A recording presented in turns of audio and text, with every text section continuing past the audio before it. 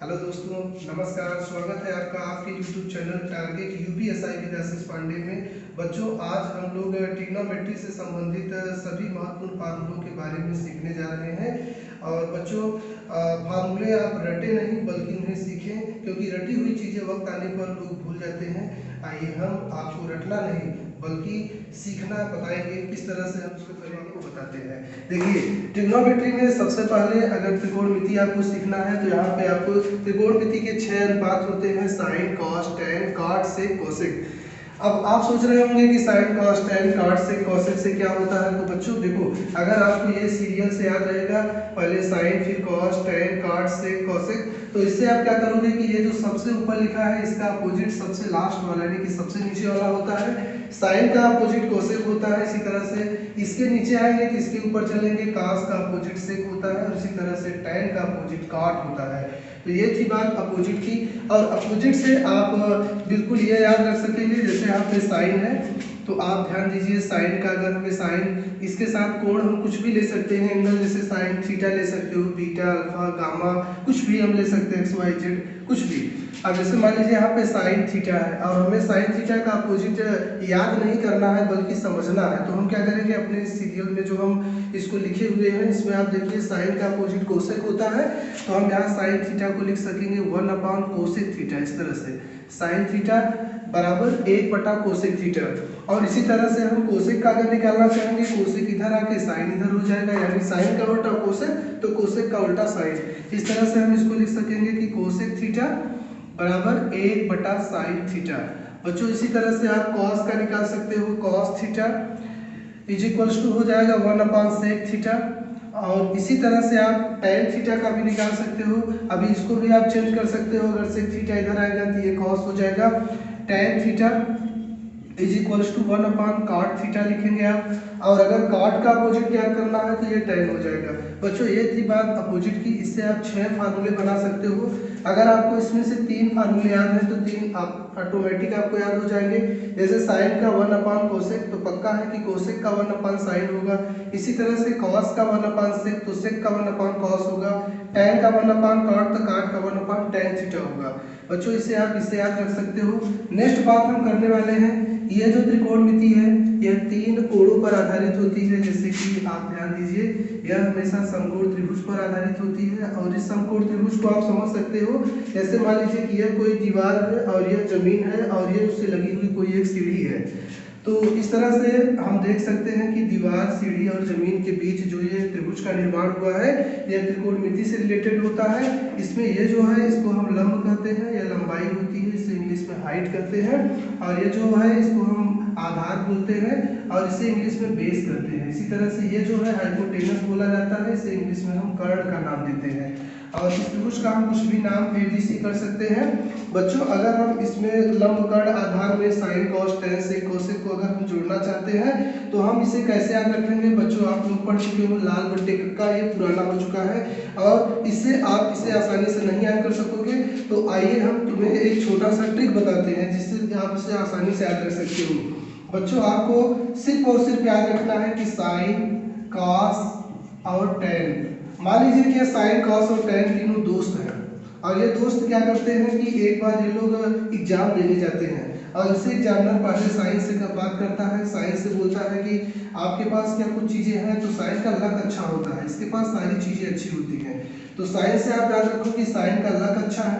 Cos के पास आधार card नहीं था और टेन के पास आधार कार्ड था, तो इसे बोला गया ला। क्या बोला गया बच्चों? ला। तो इस तरह से आप इसको याद रख सकते हो, साइन का लक अच्छा है यानी साइन थीटा का फार्मूला होगा लंब बटे कर्ण। कॉस के पास आधार कार्ड है तो इसका मतलब है इसका आधार बटे कर्ण होगा। इसी तरह से आप टेन को याद रख सकोगे, टेन से ला बोला गया था, अर्थात टेन में लंब बटे आधार है। अगर आप साइन, कॉस, टेन के लंब कर्ण आधार के अनुपात आप याद रखोगे तो इसी तरह से साइन का उल्टा कोसेक होता है। अगर हम कोसेक का याद करना चाहेंगे तो इसका अपोजिट हो जाएगा, कर्ण बटे लंब हो जाएगा। और अगर हम कॉस का याद करना चाहेंगे, कॉस का तो है आधार बटे कर्ण, अगर सेक का याद करना चाहोगे तो कर्ण बटे आधार हो जाएगा। इसी तरह अगर हम कॉट का याद करना चाहेंगे तो ये आधार बटे लंब हो जाएगा। आइए नेक्स्ट अब हम आगे बढ़ते हैं। अगर हमें फार्मूला बनाना है, मान लीजिए कि साइन ए प्लस बी का और हमें फार्मूला बनाना है साइन ए माइनस बी का बच्चों। फिर कॉस ए प्लस बी, और इसी तरह से हमें फार्मूला लिखना है कॉस ए माइनस बी का बच्चों। इन फार्मूलों को आप बहुत ही आसानी से याद कर सकोगे। किस तरह से हम इसको याद कर सकेंगे उसके बारे में हम आपसे बात करेंगे। देखिए इसमें क्या है, साइन ए प्लस बी का फार्मूला बनाना है, तो आप इसमें एक छोटी सी बात याद रखिए कि साइन ईमानदार है, कास बेईमान है। आप हमारे इस कहानी से आप इसे याद रखेंगे। अब क्या होता है कि साइन अपना कोई बिजनेस स्टार्ट करता है ए और बी को लेकर, तो अब क्या करता है कि साइन अपना धंधा ए से चालू करता है, यानी यहाँ पे आ जाता है साइन ए।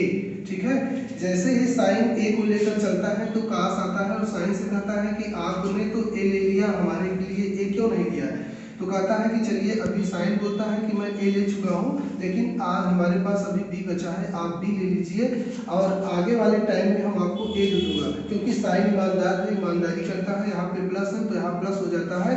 साइन ए लेता है, कास को बी देता है, लेकिन आगे वाले समय में क्योंकि इसने वादा किया था तो क्या करता है, कास को ए दे देता है और बेचारा साइन अपने आप को बी रखता है। ठीक है, इस तरह से अब दोबारा क्या होता है, जब साइन को घाटा हो रहा होता है यानी कि माइनस हो रहा होता है, उस कंडीशन में भी साइन क्या करता है, अपना धंधा ए से शुरू करता है, इस ए से। लेकिन कॉस जो बेईमान आदमी था, अगर बोलता है कि तुमने ए ले लिया, मेरे लिए क्या रखा है, उसने कहा भाई आज हमारे पास बी बचा है, ये वाला बी बचा है, ले लीजिए।